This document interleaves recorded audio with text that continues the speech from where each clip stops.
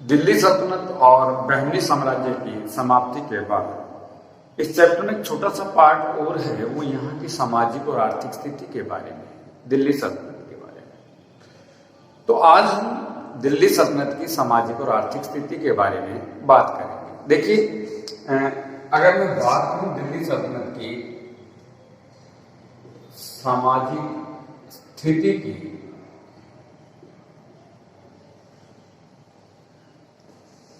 तत्कालीन परिस्थितियों में, इट मीन्स उस समय दिल्ली सल्तनत के अंदर दो वर्ग आ गए, क्योंकि मुस्लिम वर्ग बाहर से आया और एक विजित जाति थी जिसने यहाँ के राजा महाराजाओं को जीता, और साथ में इनके मुसलमान आए। उसके साथ साथ भारतीय हिंदुओं को भी इन्होंने पराजित करके और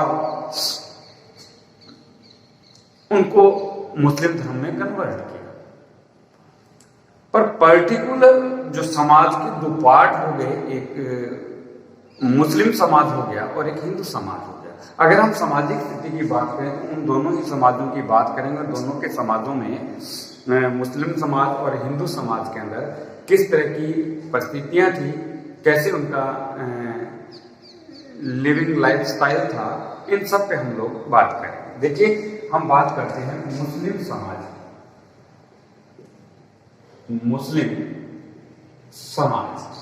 मुस्लिम समाज में अगर देखा जाए तो इतिहासकारों के अनुसार कई वर्ग थे, जिसमें से एक था अमीर उमरा,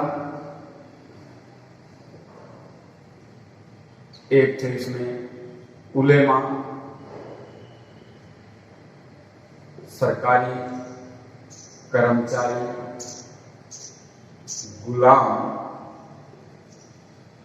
तथा सामान्य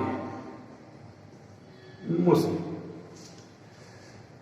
ये समाज कई वर्गों में बटा हुआ था। देखिए, मुस्लिम समाज के अंदर जाति प्रथा का विभेद नहीं था, यहां पर एक वर्ग के हिसाब से उनमें विभेद था, दूरियां थी। इसी के अंदर अगर हम बात करें तो जो उमरा अमीर थे, इनको समाज में ज्यादा सम्मान प्राप्त,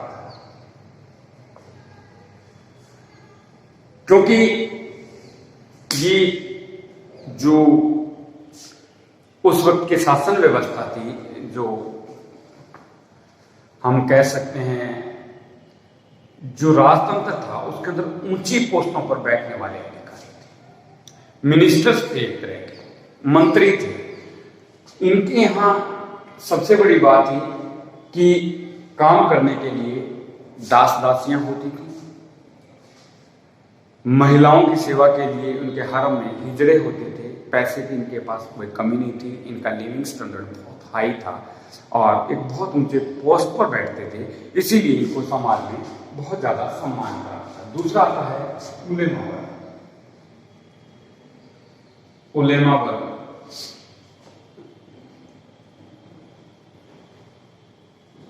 इस वर्ग में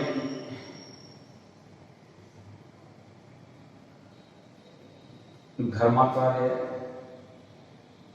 सैयद, पीर आदि आते। उलेमा वर्ग बेसिकली मुस्लिम समाज के अंदर धर्म से जुड़ा हुआ एक पक्ष है। उलेमा उन्हीं को बोलते थे जो धर्माधिकारी थे। ये न्याय का काम भी करते थे, न्याय व्यवस्था देखना इनका काम था। शरीयत के अनुसार या कानून के अनुसार, ये जो इनका प्रसिद्ध ग्रंथ है मुस्लिम धर्म का, उसके अनुसार न्याय करना,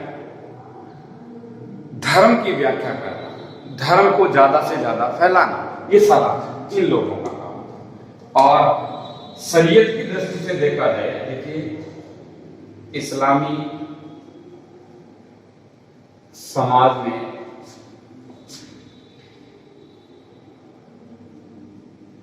उलेमा का पद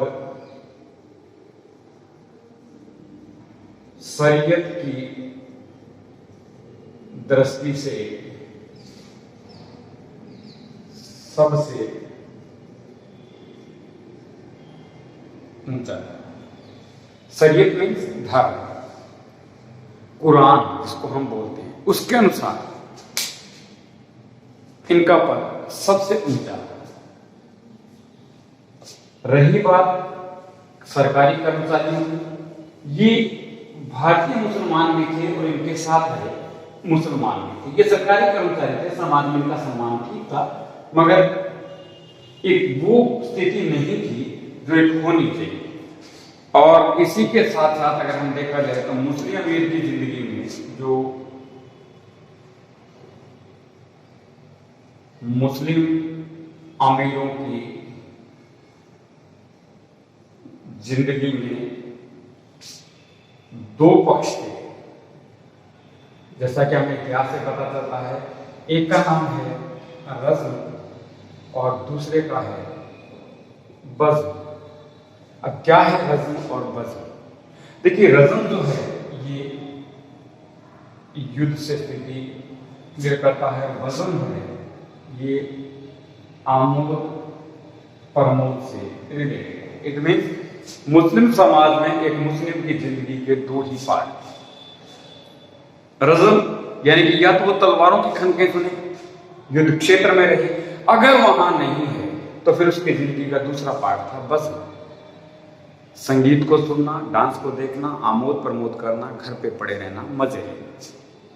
ये मुस्लिम अमीरों की जिंदगी के, तो आम आदमी की जिंदगी में ये नहीं था। हम सिर्फ उनकी बात कर रहे हैं। और इन लोगों के घर में काम करने के लिए दास दासियां बहुत थी, जैसा कि मैंने अभी आपको बताया। महिलाओं की सेवा करने के लिए हिजड़ों को रखा जाता था। हिंदू महिलाओं को विजित करके उनको भी दास बना दिया जाता था, जिनका काम बच्चों को पालना था, इनके बच्चों की सेवा। क्योंकि मुस्लिम धर्म खुद मानता है, वो खुद मानता था कि जो ममता एक हिंदू नारी के अंदर हो सकती है, वो किसी दूसरे वर्ग की या किसी दूसरी जाति के महिला में नहीं।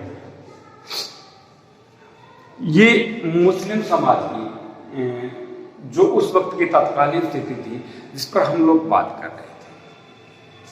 अब हम जो दूसरा पक्ष है इसी समाज का, उस समय की तत्कालीन स्थितियों को देखते हुए दूसरा समाज मुस्लिम समाज के साथ चल रहा था, हिंदू समाज।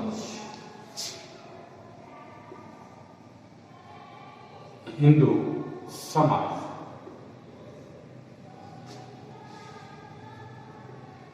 सल्तनत कालीन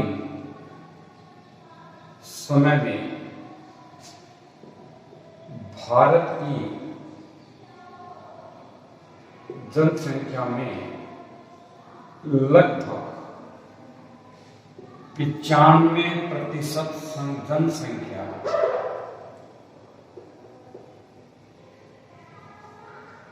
जनसंख्या